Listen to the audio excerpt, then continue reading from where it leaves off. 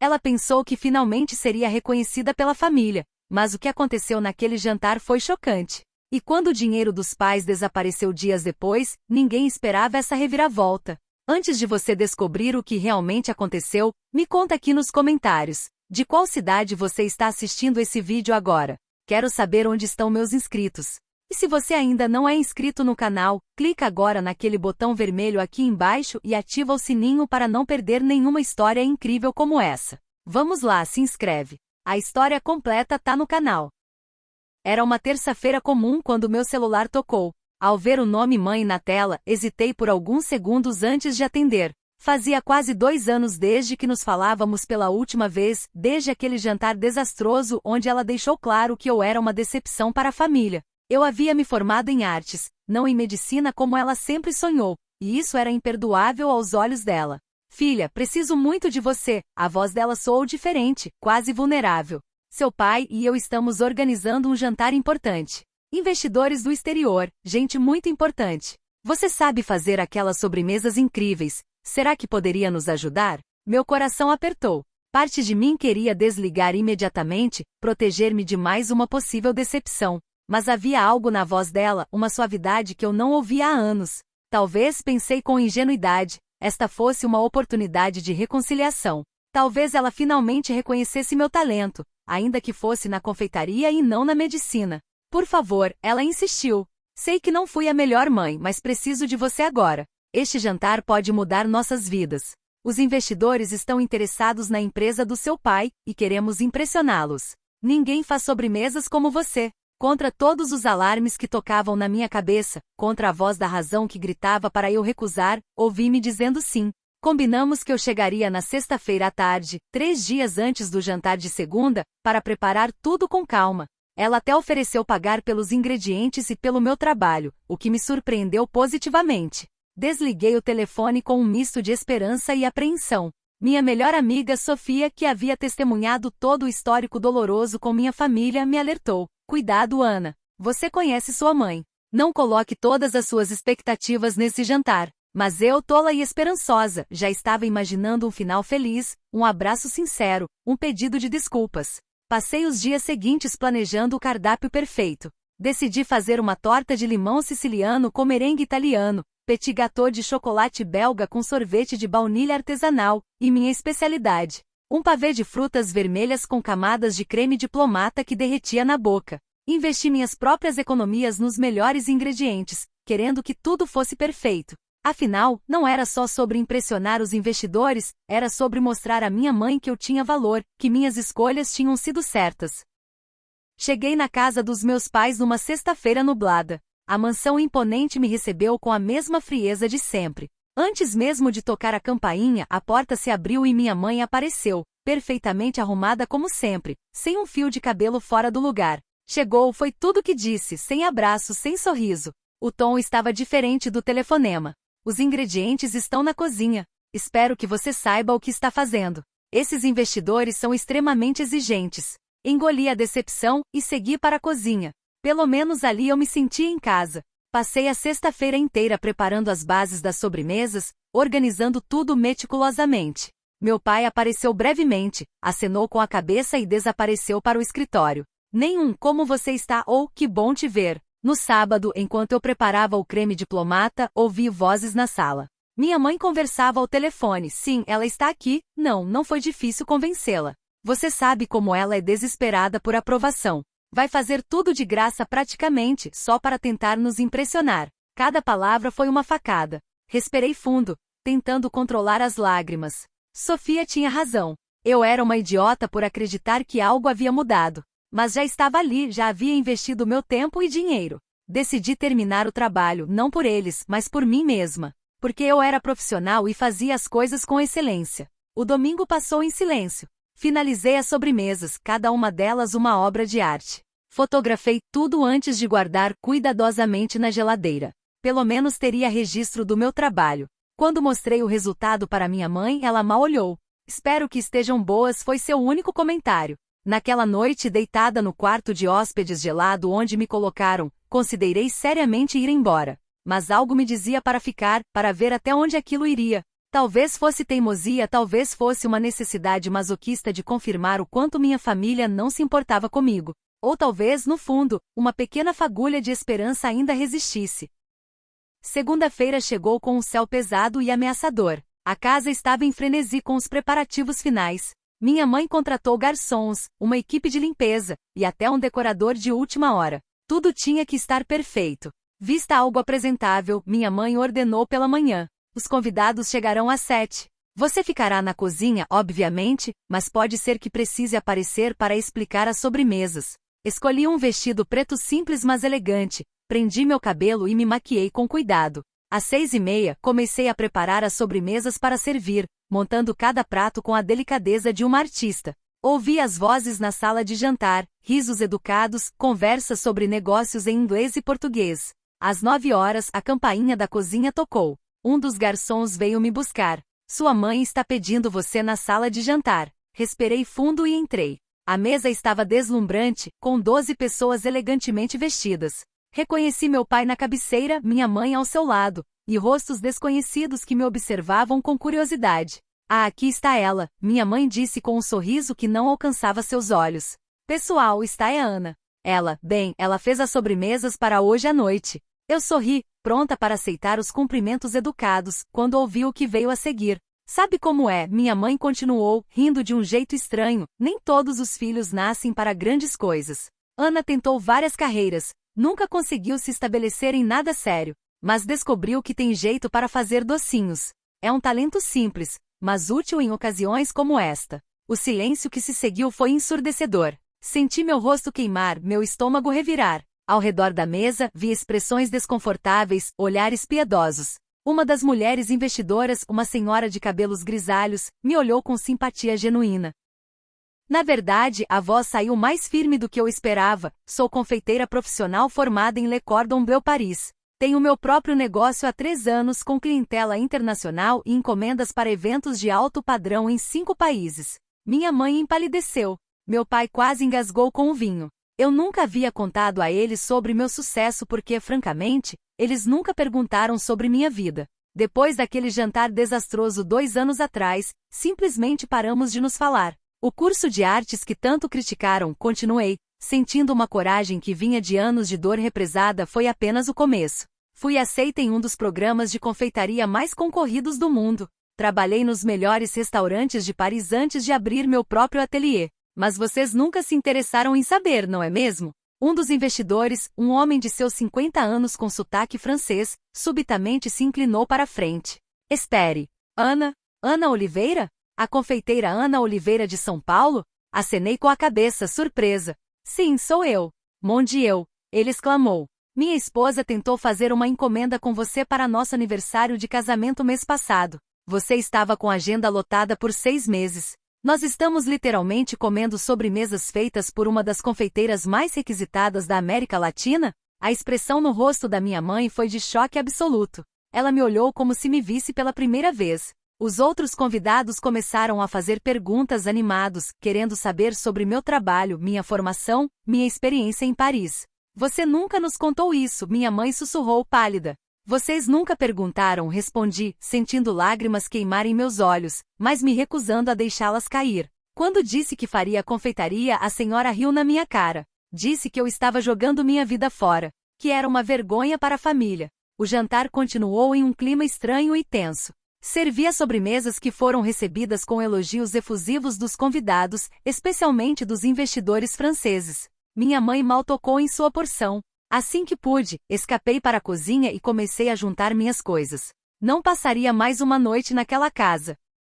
Fui para o quarto de hóspedes decidida a partir imediatamente. Enquanto jogava minhas roupas na mala, ouvi passos no corredor. Minha mãe entrou sem bater, algo que sempre fez e que sempre me irritou profundamente. Você não pode ir embora agora, ela disse, mas sua voz estava diferente. Havia uma rachadura em sua armadura de gelo. Precisamos conversar. Conversar? Repeti, rindo sem humor, agora a senhora quer conversar? Depois de me humilhar na frente de estranhos? Depois de me usar para impressioná-los e então me diminuir como se eu fosse nada? Eu não sabia. Ela começou. Não sabia porque nunca quis saber, explode finalmente. Porque para a senhora eu só tinha valor se fizesse exatamente o que vocês queriam. Medicina, casamento rico, netos. Qualquer coisa fora desse roteiro e eu era uma decepção. Pela primeira vez na vida vi minha mãe sem palavras. Ela abriu a boca, fechou, e ficou ali parada enquanto eu terminava de arrumar minhas coisas. Eu tentei ser a filha que vocês queriam, disse mais calmamente, fechando a mala. Mas nunca foi suficiente. Então decidi ser eu mesma. E sabe de uma coisa? Eu sou feliz, tenho sucesso. Sou reconhecida internacionalmente.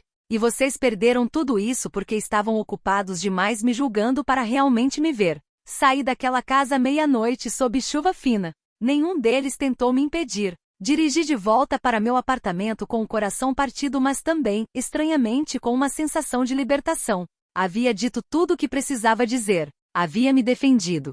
Não havia mais volta. Nos dias seguintes, minha mãe ligou várias vezes. Não atendi. Mensagens chegaram primeiro defensivas, depois conciliatórias. Deletei todas sem ler completamente. Precisava de distância, de tempo para processar anos de rejeição e aquela humilhação final. Sofia ficou comigo nos primeiros dias, me fazendo companhia enquanto eu mergulhava no trabalho como forma de terapia. 2 semanas se passaram em silêncio ensurdecedor. Eu trabalhava, atendia clientes, fingia que estava bem. Mas por dentro, ainda doía. Não a humilhação em si, mas a constatação final de que minha família nunca me amara pelo que eu era, só pelo que eles queriam que eu fosse. Foi numa quinta-feira, exatamente 18 dias após o jantar fatídico, que recebi uma ligação de um número desconhecido. Normalmente ignoraria, mas algo me fez atender. Ana? Sou Roberto, o contador da empresa do seu pai. A voz do homem estava tensa, preocupada. Desculpe incomodá-la, mas consegui seu número com uma cliente em comum. É sobre seus pais. Existe alguma possibilidade de você vir até meu escritório? É urgente e delicado. 1 hora depois eu estava sentada em uma sala com vista para a Avenida Paulista, ouvindo Roberto me contar uma história absolutamente surreal. A empresa do meu pai, que deveria receber um investimento de 3 milhões de dólares daquele grupo francês após o jantar, tinha sido vítima de uma fraude massiva. Os investidores não eram investidores, Roberto explicou, passando a mão pelo rosto cansado. Era um golpe sofisticado. Eles se passaram por representantes de um fundo francês real, fizeram toda a encenação, ganharam a confiança dos seus pais e então, 2 dias após o jantar, convenceram seu pai a fazer uma ponte de investimento de emergência. 500 mil reais desapareceram. Depois, acessaram as contas da empresa e levaram mais 1,5 milhão. Fiquei paralisada, processando a informação. Como isso é possível? Engenharia social muito bem elaborada, Roberto suspirou. Eles pesquisaram tudo sobre sua família, criaram documentos falsos perfeitos, até alugaram um escritório em Paris com o nome do fundo. Quando seu pai tentou contato após a transferência, tudo havia desaparecido. Escritório vazio, números desativados, rastros apagados. Senti uma mistura confusa de sentimentos. Parte de mim, a parte ferida e magoada, queria sentir alguma satisfação. Justiça kármica talvez. Mas principalmente senti vazio. E uma pontada de preocupação que me irritou reconhecer. Por que está me contando isso? Perguntei. Porque seu pai está destruído.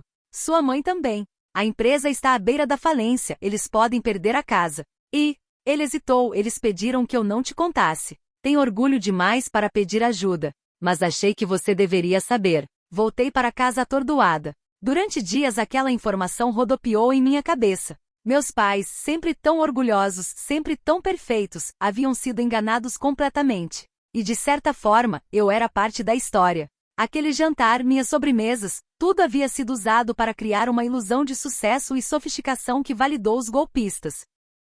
Levei uma semana inteira debatendo comigo mesma. Sofia dizia que eu não devia nada a eles. Meu terapeuta sugeria que eu explorasse meus sentimentos sem julgamento. Mas no fundo, eu sabia que precisava ir lá, nem que fosse para ter um fechamento definitivo. Cheguei na casa dos meus pais numa tarde cinzenta. A mansão imponente parecia diminuída de alguma forma, menos ameaçadora. Toquei a campainha e esperei. Minha mãe abriu a porta e o que vi me chocou. Ela havia envelhecido anos em poucas semanas. Cabelos despenteados, sem maquiagem, roupas amarrotadas. Os olhos dela se arregalaram ao me ver. Ana, sua voz falhou.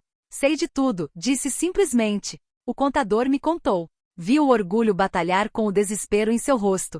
Finalmente ela recuou e me deixou entrar. A casa estava diferente, menos viva de alguma forma. Meu pai estava na sala, curvado sobre papéis, parecendo ter envelhecido uma década. Ao me ver, ele se levantou lentamente. Não precisava vir, ele disse, mas sua voz carecia da autoridade de sempre. Eu sei, respondi. Mas vim mesmo assim.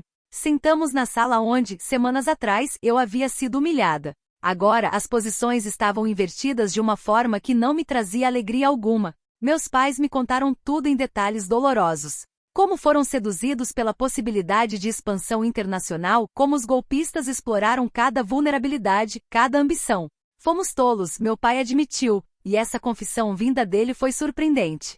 Tolos e arrogantes. Achamos que éramos espertos demais para ser enganados. Minha mãe chorou silenciosamente. Era a primeira vez que eu a via chorar desde que eu era criança. Perdemos tudo, ela sussurrou. A empresa, as economias, quase tudo. E a pior parte é que mereço isso. Pelo que fiz com você, pelo que sempre fiz com você. Não, interrompi surpreendendo a mim mesma. Ninguém merece ser vítima de golpistas. Vocês foram cruéis comigo, sim. Me machucaram profundamente. Mas isso não significa que mereçam ter a vida destruída. Durante as semanas seguintes, algo inesperado aconteceu. Ajudei meus pais a navegar pela crise. Não com dinheiro que eu não tinha em grande quantidade, mas com conexões, com estratégia, com a rede que construí internacionalmente. Um dos meus clientes era advogado especializado em fraudes. Outro trabalhava com recuperação de ativos. Conectei meus pais com as pessoas certas. Mas mais do que isso, começamos a conversar. De verdade. Conversas difíceis, dolorosas, onde finalmente expressei anos de mágoa e eles, pela primeira vez, ouviram. Minha mãe me contou sobre suas próprias frustrações, sobre como projetou em mim os sonhos que nunca realizou. Meu pai admitiu que nunca soube como se conectar emocionalmente, que substituiu amor por expectativas. Você construiu algo lindo, minha mãe disse uma tarde, folheando meu portfólio. E nós fomos cegos demais para ver. Não só cegos, cruéis. Te diminuímos quando deveríamos ter celebrado. Não foi um conto de fadas. Não houve abraços cinematográficos e lágrimas de reconciliação instantânea. Mas houve começos tímidos. Convites para almoços que às vezes eram agradáveis, às vezes tensos. Minha mãe começou a seguir meu trabalho nas redes sociais, comentando orgulhosa. Meu pai apareceu no meu ateliê um dia pedindo um tour. Eles perderam a mansão, mas conseguiram um apartamento menor. A empresa foi vendida, as dívidas quitadas. Começaram uma vida mais simples, mais real. E paradoxalmente mais honesta. 3 meses após a crise, minha mãe ligou com uma pergunta hesitante. Você aceitaria nos ensinar a fazer aquela torta de limão? Não para vender, só para passarmos tempo juntas? Foi na cozinha, com as mãos na massa, que finalmente começamos a construir algo novo. Não apagando o passado que ainda doía e sempre doeria um pouco. Mas criando cuidadosamente, ingrediente por ingrediente, algo que nunca tivemos antes. Uma relação real, imperfeita, mas genuína. Naquela noite terrível do jantar, eu não poderia imaginar que acabaria aqui. Que a humilhação levaria à crise que forçaria todos nós a confrontar quem realmente éramos. Às vezes, penso que o dinheiro que desapareceu não foi perdido, foi investido, de uma forma bizarra e dolorosa, em algo muito mais valioso. Não tínhamos reconciliação completa, talvez nunca teríamos. Mas tínhamos honestidade. E pela primeira vez, tínhamos a possibilidade real de, eventualmente, termos amor. A torta ficou perfeita naquele dia. E quando provamos juntas com café fresco e risadas nervosas, senti que talvez, apenas talvez, estávamos finalmente provando algo que nos faltou a vida toda. A doçura de sermos aceitos como realmente somos.